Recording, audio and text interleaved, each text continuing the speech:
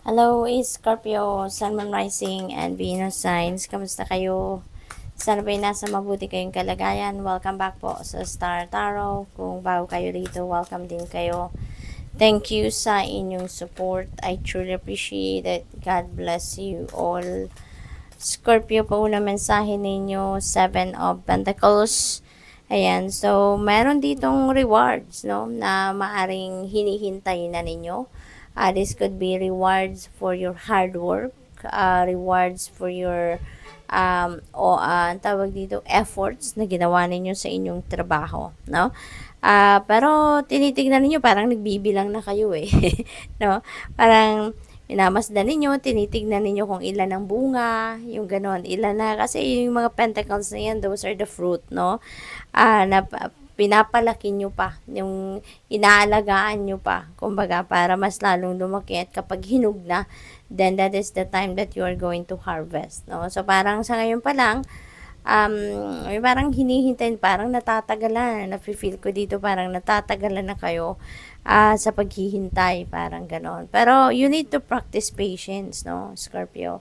Kasi, hindi pa to handa, hindi pa to ready na to harvest, yung ganon. Kaya kailangan pa ninyo dito mag-practice ng more patience, kailangan pa ninyo rito na maghintay. Maybe you need to do more pag-aalaga, no, sa kung ano man ang ginagawa ninyo, or kailangan siguro ninyo na may gawin pa kayo, no, sa mga bagay na to. Baka hindi pa ito, baka kung akala ninyo you've done everything na, baka hindi pa, no, Scorpio. Kaya maybe kailangan ninyong pagmuni-munihan, reflect on what you have done already, no, kasi baka may maisip pa kayo na baka ito na lang ang kulang, gawin ko nga ito, yung ganun.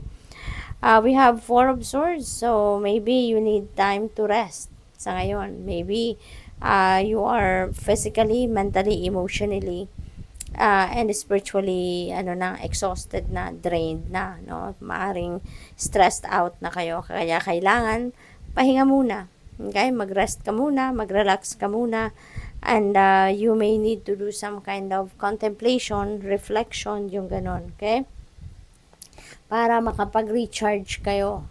We have Magician energy. Ayan, so Scorpio, maaring ang iba sa inyo rito, kailangan ninyo na mag-take action, no, sa mga ninyo, sa mga tawag dito, mag-take action kayo sa mga plans niyo, sa mga ideas niyo.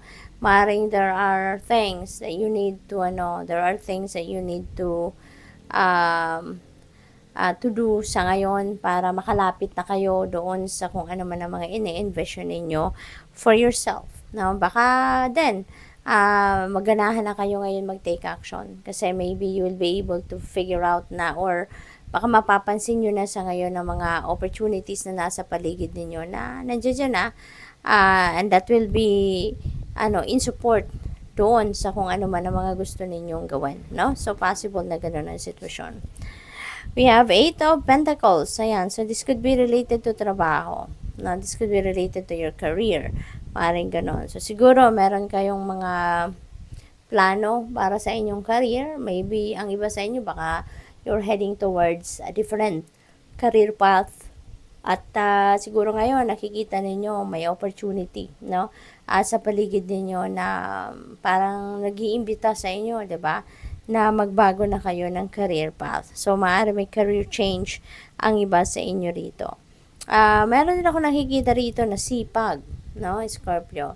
Maaring talagang yung kasipagan ninyo, dedication, commitment ninyo sa inyong trabaho is very imminent din, ano? Sa ngayon, talagang siguro that will be on display sa ngayon. Kaya, maaring ma-rewardan din kayo, Scorpio. Baka mabigyan kayo ng reward, baka mabigyan kayo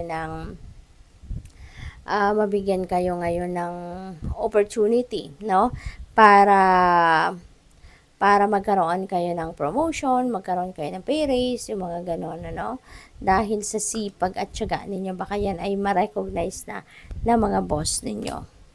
Five of Cups, this is in reverse, no? So, kung dati siguro nag-worry kayo, nai-stress kayo, nasasad kayo, ngayon parang babangon na kayo from that sadness. You are rising above that situation. So, siguro, makaka-recover na kayo from that sadness. So, siguro ngayon, mas gaganda na yung pakiramdam ninyo, magkakaroon na kayo ng peace, no? Kaya, ayun, magiging masaya na kayo. Yung kabaliktaran na ng sadness, no? Yung mararamdaman ninyo sa ngayon. We have lovers, energy in reverse. Ayan, so baka merong dito, no? Ang iba siguro sa inyo, baka merong rough patch na pinagdadaanan sa inyong relationship, no?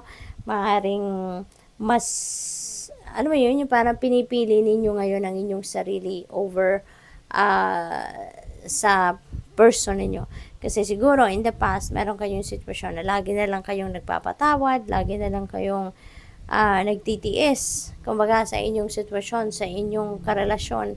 Pero ngayon parang teka lang, 'di ba? Baka ang desisyon ninyo ngayon, teka lang, lagi lang ako nagbibigay, lagi ako nagpapatawad, lagi akong nagpapasensya. No, yung parang napagod na kayo. Kaya ngayon parang nang napipil ko dito, parang magmamatigas din kayo sa ngayon, no? So maaaring gano'n ang ganap. We have 4 of Wands. May kasalan, Mayroong kasalang magaganap dito for some of you. Mayroong family reunion. Possible din, na ang iba siguro sa inyo dito. Baka kung dati nga, meron kayong conflict with your person, baka magkaayos din kayo. No? Baka magkaayos din kayo eventually. Baka magkakaintindihan kayo. Eventually, baka susuyuin kayo. Baka mag-e-effort, magpapakita din ng effort na siya, may remorse din siya sa mga ginawa niya sa'yo. Kaya baaring mapatawad mo din siya. Kaya you're going to celebrate, no? Muli, magkakaayos din siguro ang iba sa inyo rito at kayo ay magiging masaya. You're going to celebrate that reconciliation, maaring ganon. This could be family reunion as well, no? Baka merong kasalan, engagement na attendan kayo. Ayan. So, most likely, merong pagbabate, pag-aayos dyan. Kaya masaya ang pamilya. No, maybe, definitely, siguro meron ditong kasiyahang magaganap kasi maaring magbibigay kayo ng second chance sa inyong person. Bibigyan ninyo ito ng pangalawang pagkakataon or another chance talaga, kung pang ilang beses na yan, for some of you siguro, at makikipag-ayos ka din, no? Kaya magiging masaya na inyong pamilya, magkakaintindihan na kung sino man ang may mga hindi pagkakaintindihan, kung sino man ang may mga conflict, so magkakaroon na kayo ng peaceful life, happy family life. So good luck. Thank you for watching. Love and light. Namaste.